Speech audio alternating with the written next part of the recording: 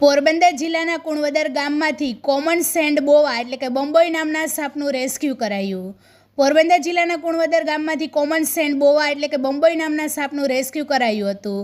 પોરબંદર જિલ્લામાં આવેલ કુણવદર ગામમાં વાડી વિસ્તારમાં કામ કરતા મજૂરની નજર સાપ પર પડી હતી. ત્યારબાદ મજૂરે વાડી માલિક મહેશભાઈ કાળાવદરાને જાણ કરી હતી. ત્યારબાદમાં મહેશભાઈએ પોરબંદરમાં ચાલતું the green wild life conservation સોસાયટીના સભ્ય વિવેકગીરી મેઘનાથીનો સંપર્ક કર્યો. ત્યારબાદ વિવેકગીરી મેઘનાથી દ્વારા આ સાપનું રેસ્ક્યુ કરવામાં આવ્યું હતું.